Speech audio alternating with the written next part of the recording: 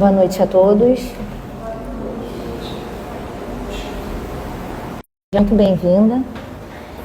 Qualquer dúvida, pode nos perguntar a mim ou alguém da casa ao final da palestra. Bom, nós hoje estamos aqui com a Cássia Reis, que vai nos apresentar uma palestra intitulada Os Obreiros do Senhor. Eu vou fazer a leitura do preparo, em seguida nós faremos a nossa prece para a Cássia dar início então à apresentação. Obreiros atentos. Aquele, porém, que atenta bem para a lei perfeita da liberdade e nisso persevera, não sendo ouvinte esquecido, mas fazedor da obra, esse tal será bem-aventurado em seus feitos. O discípulo da Boa Nova, que realmente comunga com o Mestre, antes de tudo, compreende as obrigações que lhe estão afetas e rende sincero culto à lei de liberdade, ciente de que ele mesmo recolherá as leiras do mundo, o que houver semeado. Sabe que o juiz dará conta do tribunal, que o administrador responderá pela mordomia e que o servo se fará responsabilizado pelo trabalho que lhe foi conferido. E respeitando cada tarefeiro do progresso e da ordem, da luz e do bem, no lugar que lhe é próprio, persevera no aproveitamento das possibilidades que recebeu da providência divina, atencioso para com as lições da verdade e aplicado às boas obras de que se sente encarregado pelos poderes superiores da terra. Caracterizando-se por semelhante atitude, o colaborador do Cristo, seja estadista ou varredor, está integrado com o dever que lhe cabe, na posição de agir e servir tão naturalmente quanto comunga com o oxigênio no ato de respirar. Se dirige, não espera que outros lhe recordem os empreendimentos que lhe competem. Se obedece, não reclama instruções reiteradas, quanto às atribulações que lhe são deferidas na disposição regimental dos trabalhos de qualquer natureza. Não exige que o governo do seu distrito lhe mande adubar a horta, nem aguarda decretos para instruir-se ou melhorar-se, fortalecendo a sua própria liberdade de aprender, aprimorar-se e ajudar a todos através da inteira consagração aos nobres deveres que o mundo lhe confere, faz-se bem-aventurado em todas as suas ações, que passam a produzir vantagens substanciais na prosperidade e elevação da vida comum. Semelhante seguidor do Evangelho de aprendiz do Mestre, passa a categoria dos obreiros atentos, penetrando em glorioso silêncio nas reservas sublimes do celeste apostolado.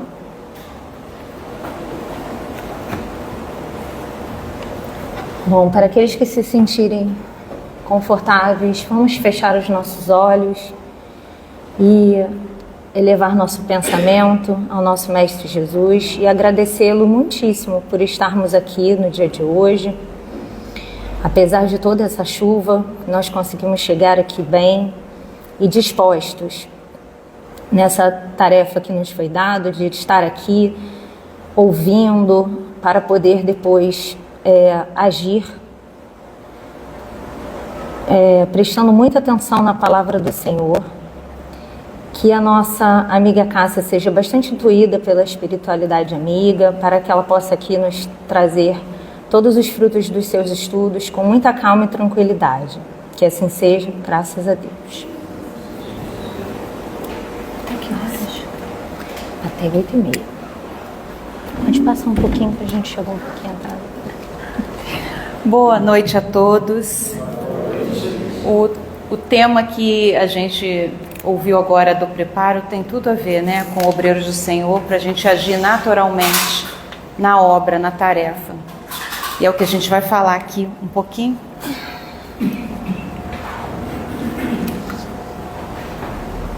Obreiros do Senhor, está no capítulo 20, os trabalhadores da última hora. E eu gostaria de convidá-los então a observarem essas pessoas, esses personagens que se encontram na tela. Dentro do título Obreiros do Senhor, vocês reconhecem alguns desses ou todos? Reconhecem? São obreiros do Senhor, na opinião de vocês, pela obra que realizaram? Conhecem todos? Dá um nome aí. Quem pode dar um nome?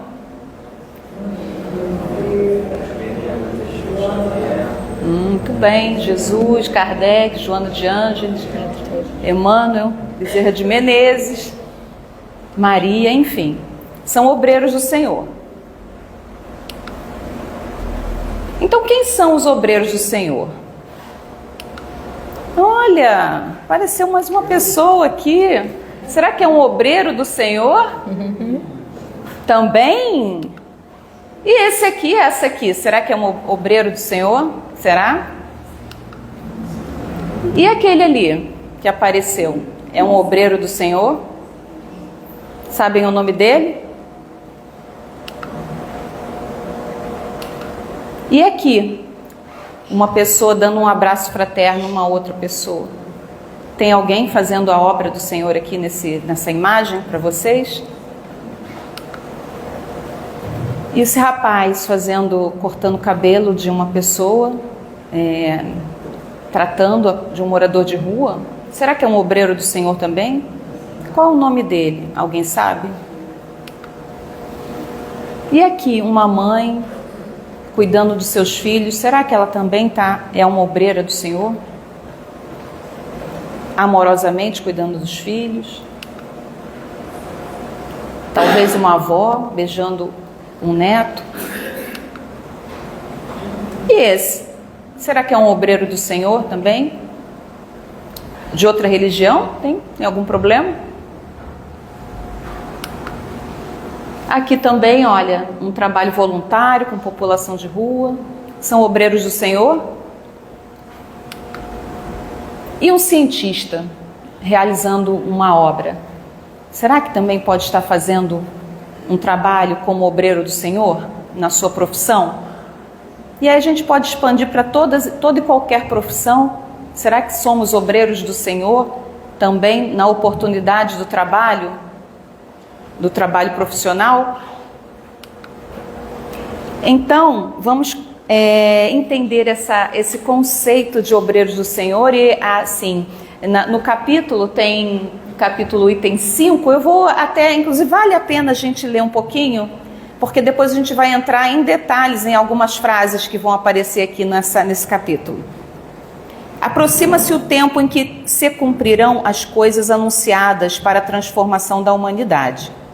Ditosos são os que houverem trabalhado no campo do Senhor com o desinteresse, sem outro móvel senão a caridade. Seus dias de trabalho serão pagos pelo cêntuplo do que tiverem esperado. Ditosos os que hajam dito a seus irmãos: trabalhemos juntos e unamos os nossos esforços, a fim de que o Senhor, ao chegar, encontre acabada a obra.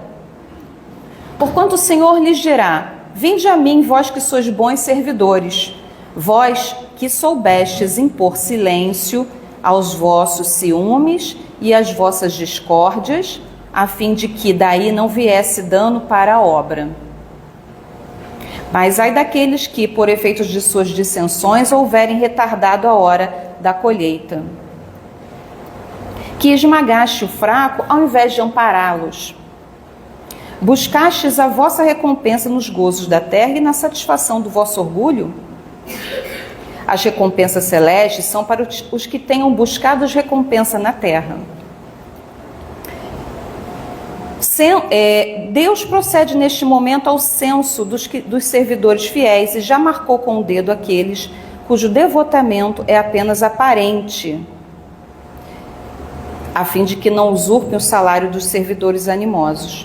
Pois aos que não recuarem diante de suas tarefas, que ele vai confiar os postos mais difíceis na obra da grande regeneração.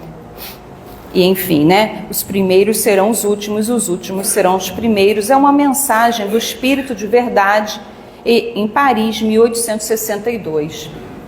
Então esse é o texto original recebido, que fala de obreiros do Senhor.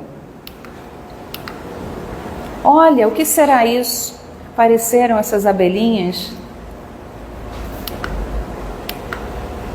Ditosos os que houverem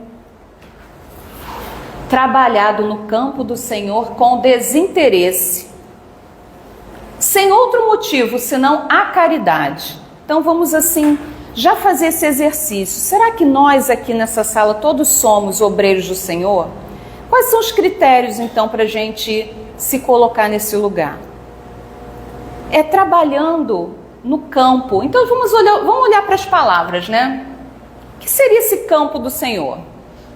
Será que é aqui, é uma casa espírita? Será que é numa igreja? Será que é numa instituição de caridade? Numa ONG? Onde é esse campo? Será que é o planeta inteiro? Eu acho que sim, né? O que é trabalhado, gente? Vamos pensar em trabalho. Será trabalho remunerado, trabalho voluntário? O que é um trabalho final? Por definição, até no Evangelho mesmo, a gente entende que trabalho é toda ocupação útil. Então, toda vez que a gente tiver um vizinho precisa de uma ajuda para carregar algum móvel, é um trabalho? Sim, é uma ocupação útil. Então, se eu estou trabalhando, ou seja, atuando de forma, tendo uma ocupação útil na vida, no campo do Senhor, que é tudo, a sociedade, a comunidade, com nenhum outro interesse senão a caridade, eu sou uma obreira do Senhor.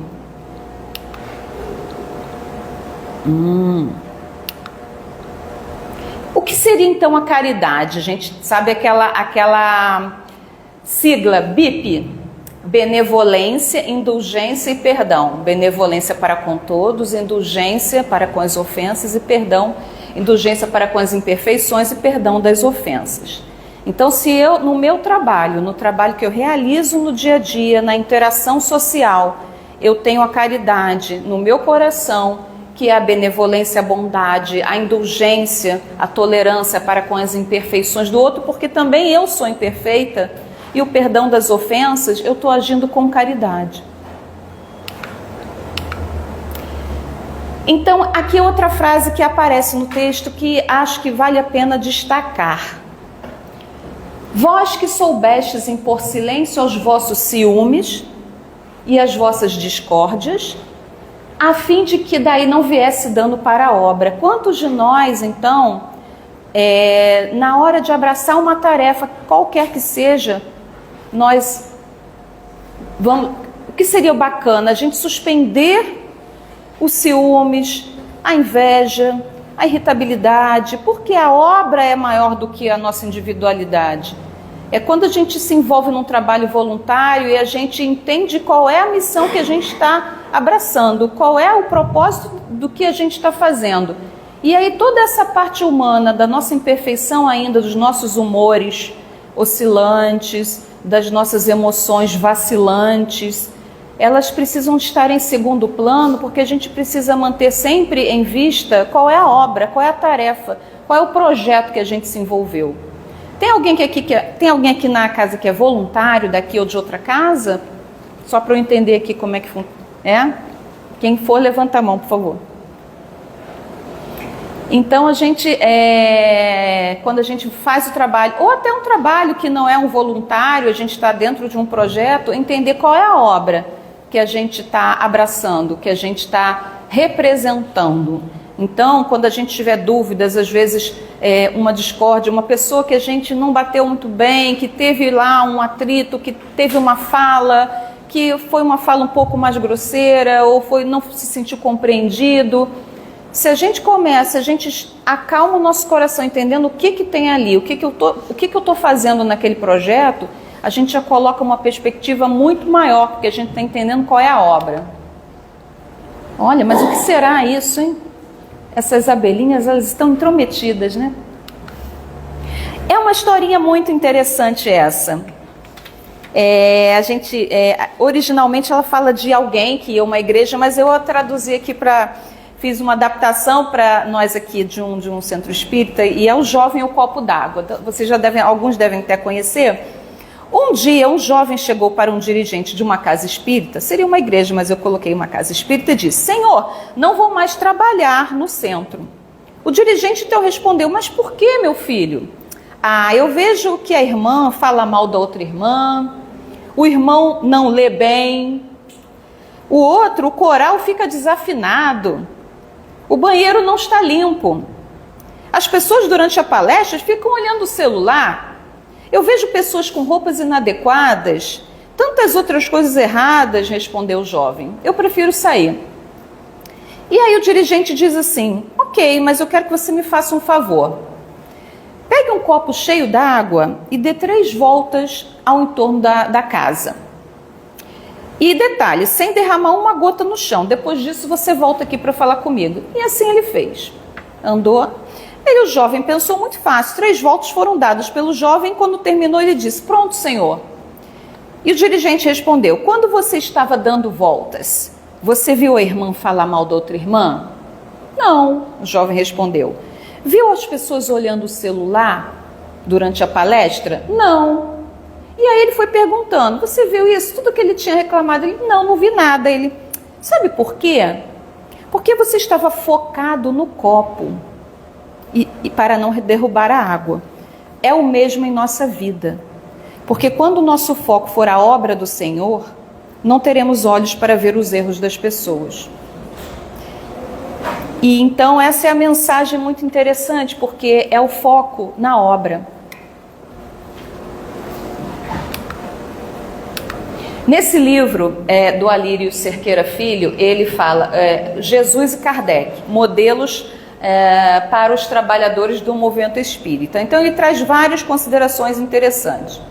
Ele pergunta, qual a importância da empatia para o exercício da liderança do trabalho em equipe?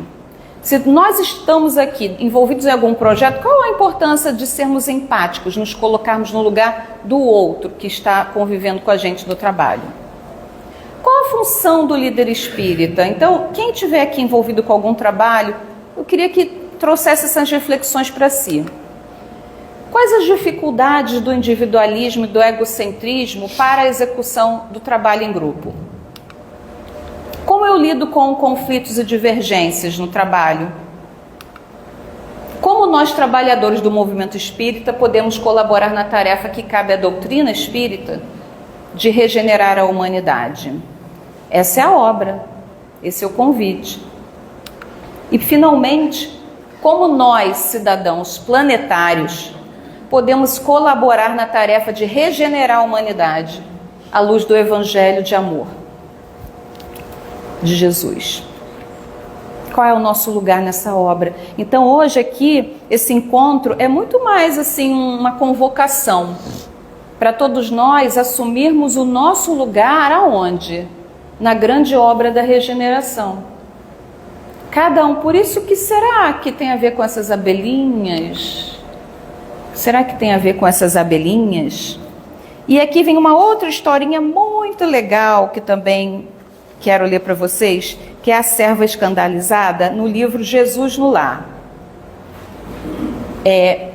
Aqui vem, ante as exclamações de Dália, quanto às maldades de alguns publicanos de mau nome que a haviam desrespeitado em praça pública, justamente quando a procurava praticar o bem, relatou Jesus com simplicidade. Piedosa mulher, desejando ser mensageira do reino divino na terra, bateu às portas do paraíso, rogando trabalho.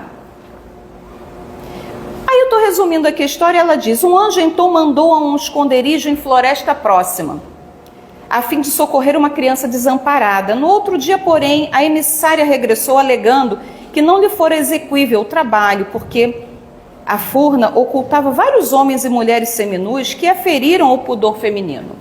Bom, o administrador celeste, sem desanimar, designou-a para auxiliar uma senhora agonizante.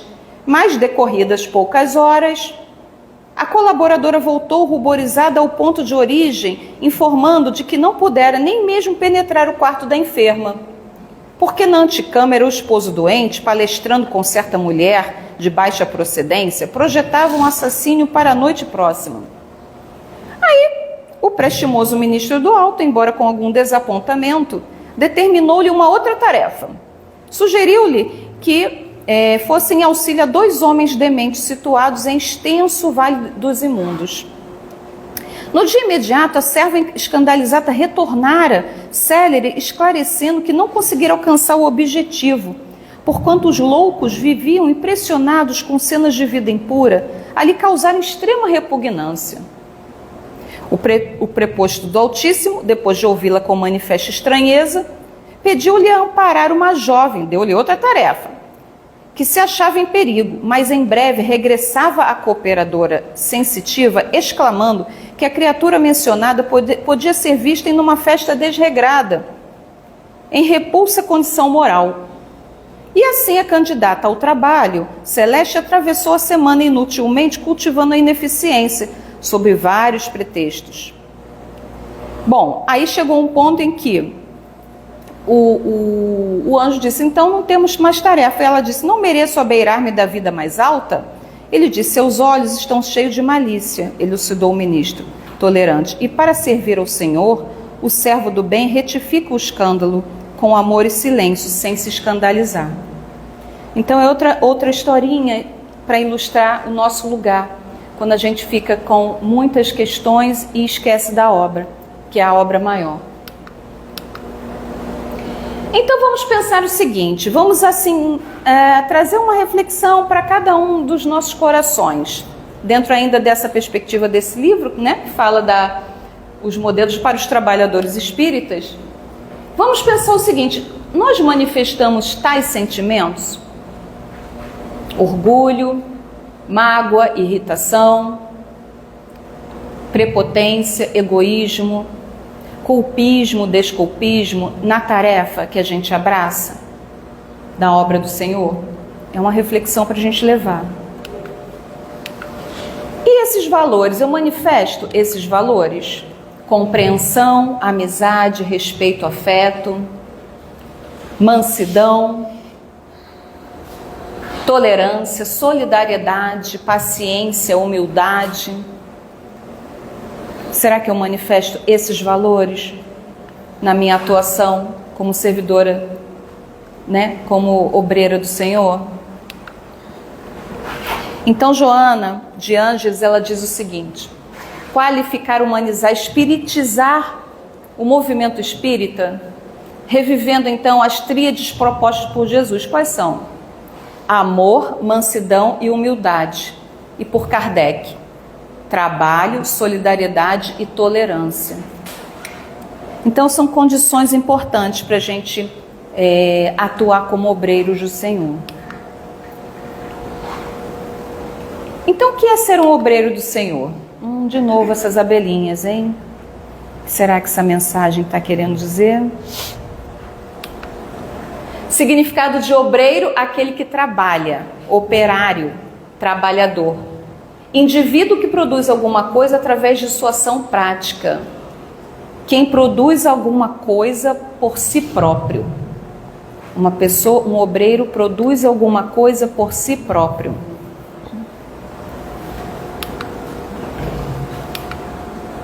Olha só, o que está acontecendo aqui, gente?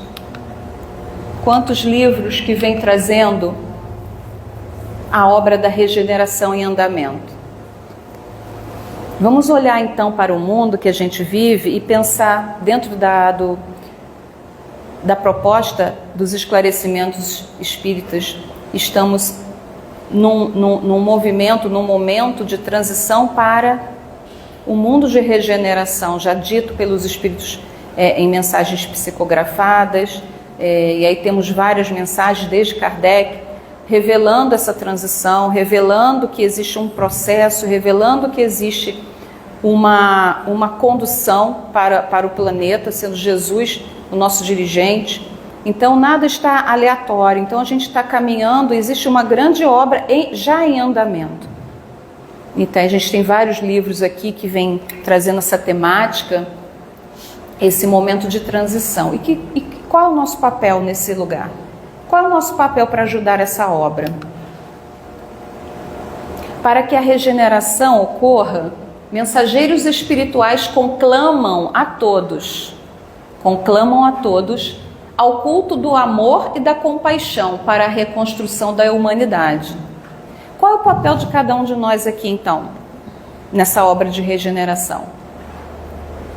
Veja bem, mensageiros espirituais conclamam a todos que estão aqui e lá fora, a esse movimento de amor, que é o movimento de regeneração. O maior desses mensageiros foi Jesus, que demonstrou sua grandeza de amor.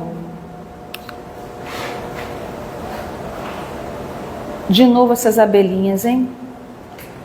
Será que elas querem dizer? E agora eu venho trazer aqui uma reflexão bem importante. Qual é o objetivo da encarnação?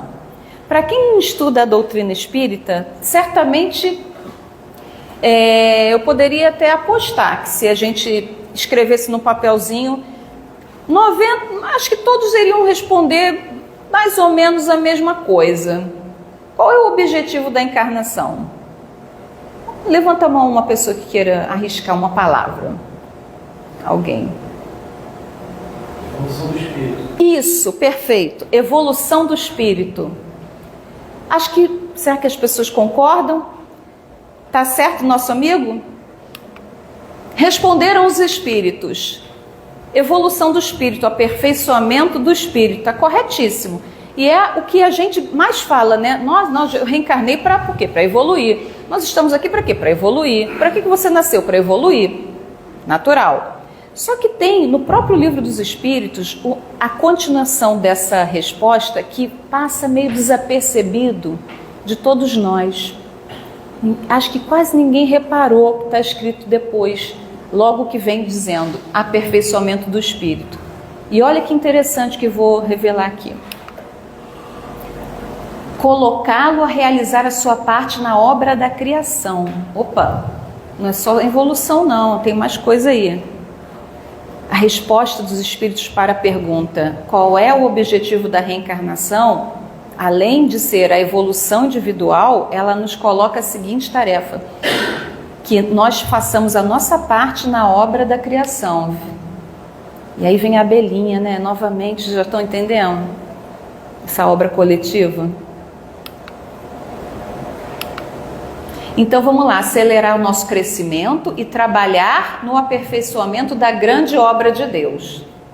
Isso aqui é a segunda tarefa, o segundo objetivo. Por que encarnamos? Por que estamos aqui? Já tinham lido essa parte? Ela fica lá, sabe aquela coisa de contrato que você vê nas entrelinhas, não tinha lido, mas assinou? Exatamente, né? Assinamos essa tarefa quando a gente nasce, né? Que a gente não vem com... A gente brinca, não viemos com passaporte de turista, a gente vem com carteira de trabalho, né?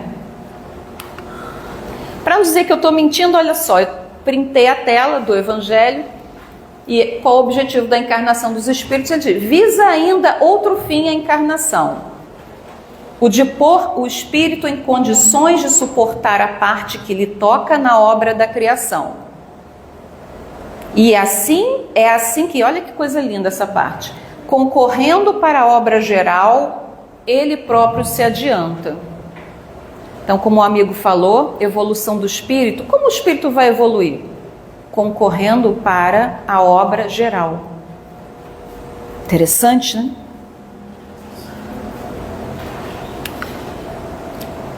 Eu creio no mundo melhor. Quem crê no mundo melhor?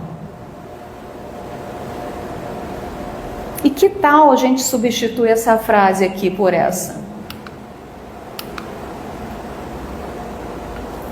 Vou até beber uma aguinha para vocês refletirem.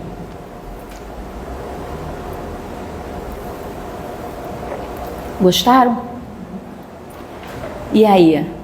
Somos aqui o quê? Protagonistas da construção desse modelo, desse mundo. Se a gente reclama do mundo...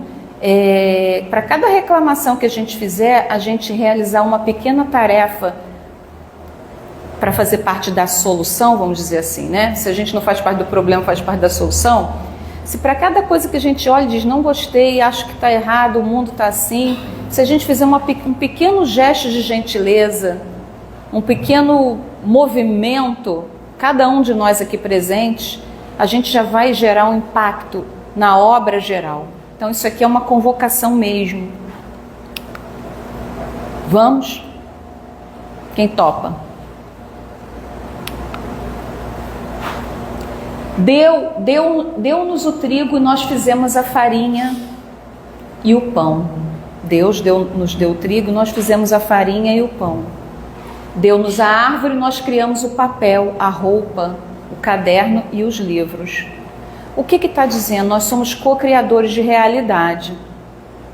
Cada um de nós aqui é capaz de sim pegar a matéria-prima que Deus coloca em nossas mãos e fazer alguma coisa para uma obra maior. Já estamos fazendo, né? Quando a gente viu lá o cientista no início, o que é isso também? Então a gente não é um objeto passivo, inerte.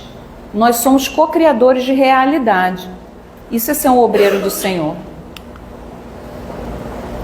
Ditosos os que hajam dito a seus irmãos, trabalhemos juntos e unamos os nossos esforços, a fim de que o Senhor, ao chegar, encontre a obra acabada. Então é como se a gente tivesse também a nossa parte para o processo de evolução acontecer. De novo, um trabalho de quê? De equipe. E aí, brincando aí com esses insetos, né, com essas abelhinhas, é entender assim, como é que funciona uma colmeia? Se a gente tem o mel, como é que funciona? É um trabalho? Vocês já observaram uma colmeia, ou já estudaram, ou já viram algum documentário? Como é interessante, cada abelha ali tem uma função. Eu até estive olhando um pouquinho desse funcionamento, inclusive tem fases. Se a abelha é jovem, ela tem as abelhas jovens têm uma tarefa. Depois de um certo tempo, elas passam para uma outra tarefa. E dependendo não só da idade, mas também da função, são divididas e a coisa funciona harmoniosamente a partir, né, da divisão de tarefas e de cada um fazendo a sua parte. E aí você vê aquela obra que é a colmeia, que nos dá tantas coisas, que nos dá o mel, enfim. É aquele pequeno mundo que elas conseguem construir. Aqui tem uma frase que eu também gosto muito da psicologia do Jung, que é a psicologia analítica, que inclusive Joana de Ângeles tem toda uma linha ligada a Jung.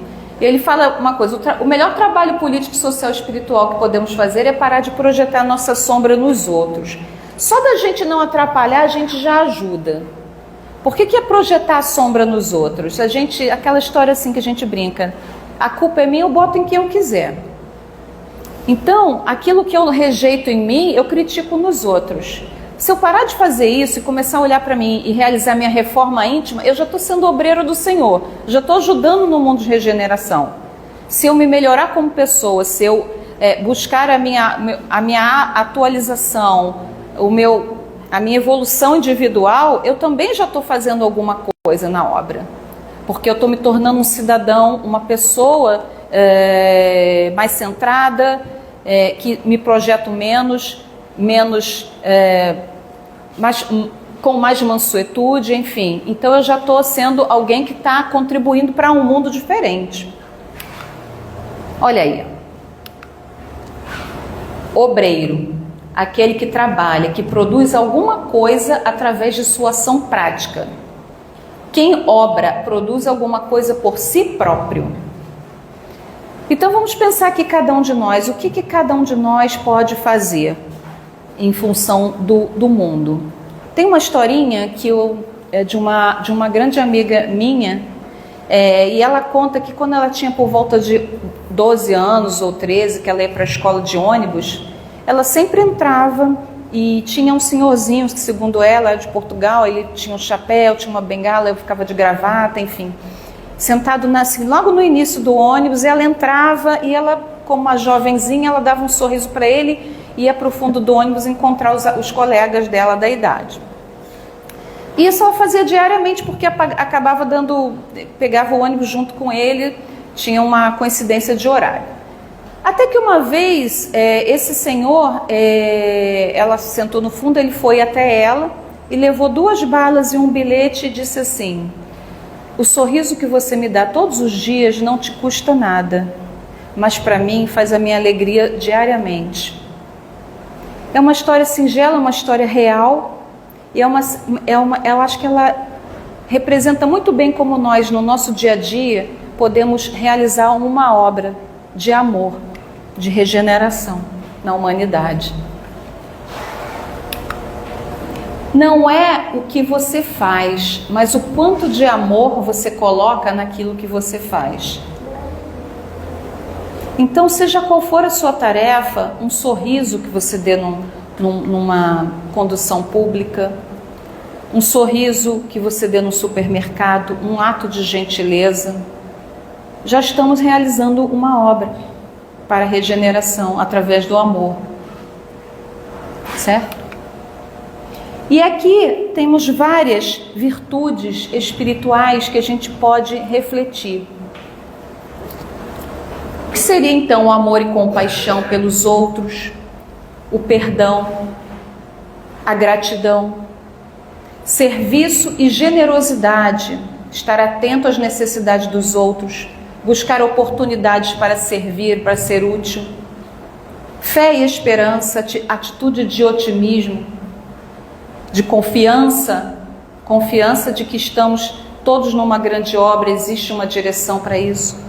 Honestidade e integridade, a transparência nas nossas decisões.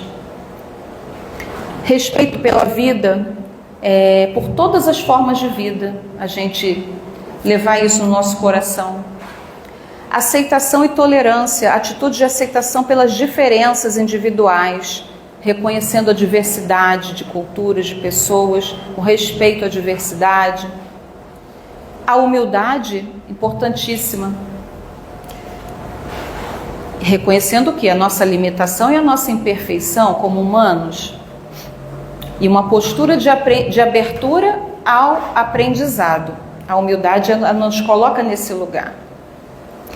Empatia e compreensão, ou seja, nos colocarmos no lugar dos outros, do outro, e compreender também que ele é humano. Se a gente conseguir só pincelar alguma coisa daqui e levar para o mundo através de atos de serviço, atitudes, comportamentos, será que estamos também realizando a obra do Senhor? Sim?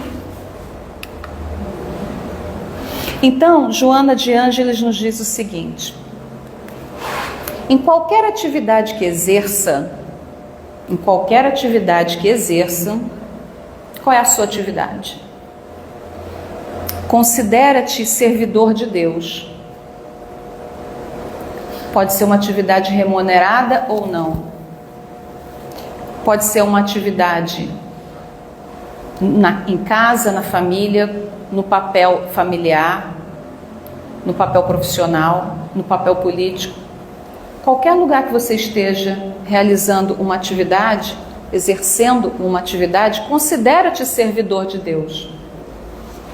Por mais humilde que seja a tua profissão, ela é por demais valiosa no conjunto social em que te encontras. Cumpre com os teus deveres com alegria. Cumpre os teus deveres com alegria.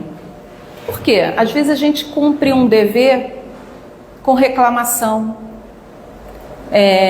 com queixa. E consciente do seu significado, do valor que eles têm e de quão importantes para a comunidade. Qual é o seu lugar? O que você exerce? De alguma forma é parte importante na construção do coletivo. Não importa qual seja a sua atividade. Exerça com alegria de que você faz parte de uma comunidade, de algo maior. A sua tarefa é importante. Ilhas imensas surgem nos mares, construídas por o quê? Humildes ostras.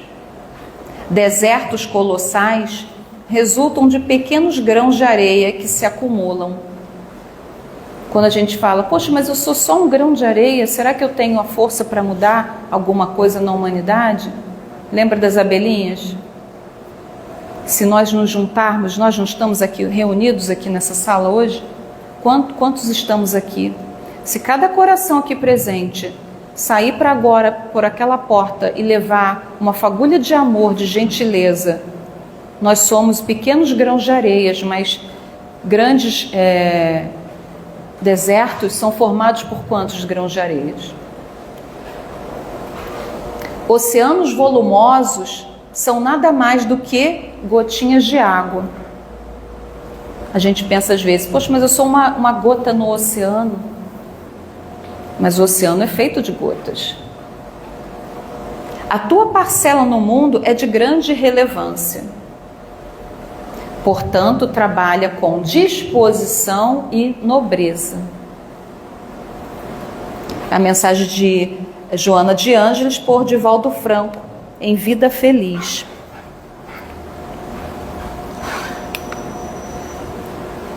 E aqui a gente pensa o seguinte, no dia a dia da gente, pregue o Evangelho. Pregue o Evangelho. Como?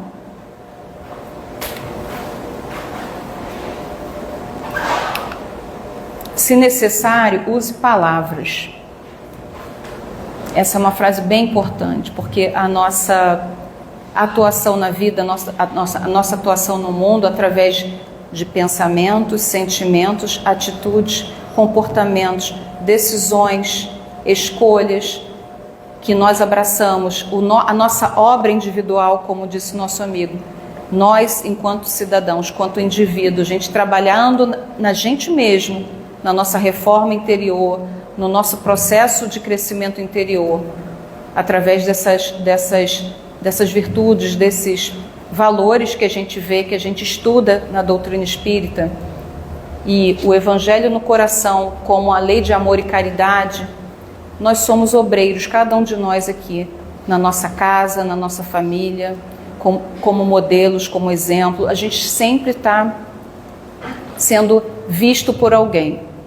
E aí eu trago aqui também para finalizar uma imagem.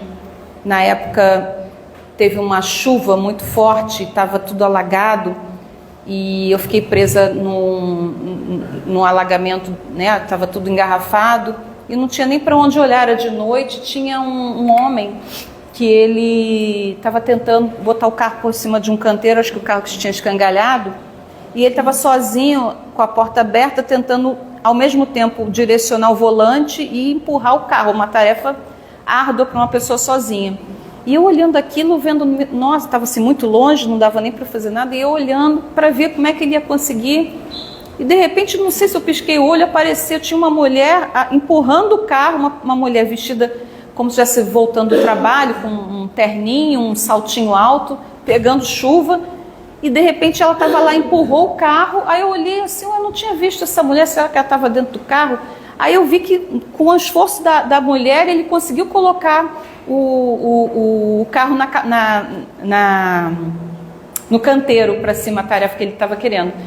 E aí, no que ela empurrou o carro e o carro foi para cima do canteiro, ela simplesmente continuou andando para o outro lado. Ou seja, ela estava vindo de um lado para outro, passou, viu o homem naquela condição, ela empurrou o carro. Até hoje, acho que esse homem nem sabe nem que essa mulher empurrou o carro.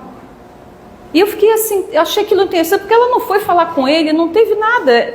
Ele simplesmente deve ter visto, nossa, o que aconteceu? Que agora facilitou que eu consegui colocar o carro no canteiro. Era uma mulher, até frágil assim, fisicamente. Então assim, e eu fiquei olhando para aquilo, e isso me marcou de uma tal forma, e essa mulher não sabe, o homem não sabe provavelmente que essa mulher o ajudou. Ela não sabe que eu vi, que estou aqui falando sobre ela. Ou seja, ela foi um modelo para mim, e quantas pessoas podem se inspirar, e outras pessoas que possam tê-la visto naquele dia, se inspirar naquele gesto, porque ela fez um gesto de caridade, ou seja, ele nem ficou sabendo que foi ajudado nem por quem. Então, cada um de nós aqui estamos sendo vistos a cada segundo, somos modelos de comportamento, somos exemplos a cada esquina onde nós estamos, sem que a gente mesmo se perceba no supermercado, no elevador, na portaria, no trabalho, dentro de casa. A gente sempre é modelo, a gente sempre é inspiração. Então, eu queria convidar vocês a essa frase, né? Que a gente possa pregar o Evangelho. Se necessário, use palavras, né? Porque é muito mais o Evangelho no coração do que em qualquer outro lugar. E, aliás, é o único lugar onde o Evangelho realmente vai ser efetivo, tá? Então, obrigada pela atenção de vocês e uma boa noite.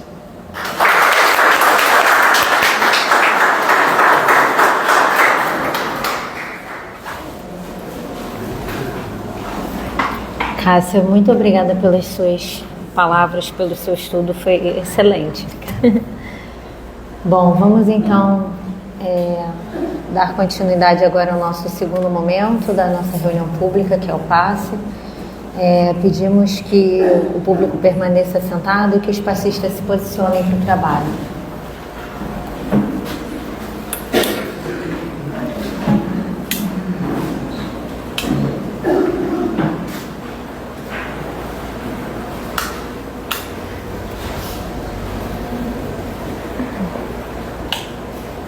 Nunca sei essas luzes.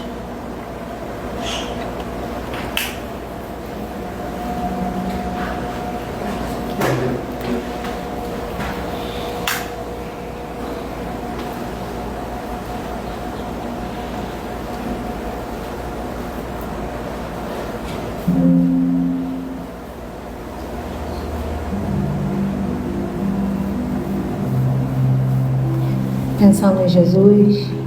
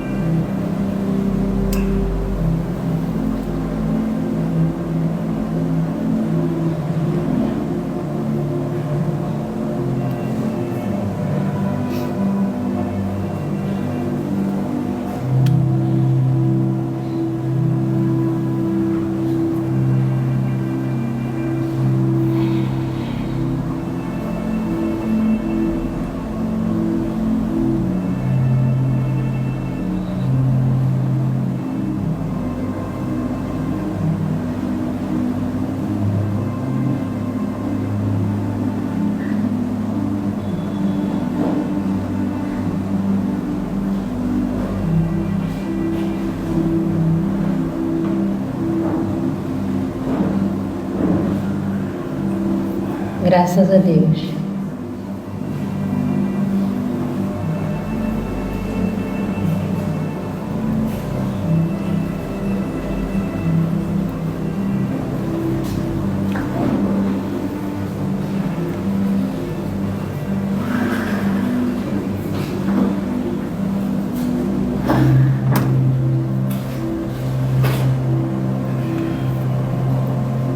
Mestre querido, Mestre que é pura bondade e sabedoria, agradecemos a Ti pelo dia de hoje, agradecemos por tudo isso que nos foi passado tão amorosamente pela nossa querida irmã Cássia, que possamos internalizar os Seus conhecimentos, não só pensando com a cabeça, não só raciocinando simplesmente, mas sentindo com todo o nosso coração, sentindo qual é o nosso verdadeiro papel aqui nesse planeta, nos interrogando sempre acerca do que podemos fazer para melhorar, para nos melhorarmos em primeiro lugar, enquanto espírito que somos, e para melhorarmos o mundo em que aqui habitamos. Que todos esses eflúvios, essas boas energias que nos foram derramadas na noite de hoje, possam perdurar conosco ao longo da semana, que possamos transmitir aos nossos familiares, aqueles companheiros que estão sempre próximos de nós, no nosso trabalho, no nosso convívio social. Que todos aqueles nomes colocados nas caixinhas de prece recebam também essas boas energias que aqui os amigos espirituais estão transmitindo e nós também com os nossos bons pensamentos e sentimentos. Que todos retornemos aos nossos lares muito melhor do que aqui chegamos. Que nosso Pai amado nos abençoe a todos, graças a Deus.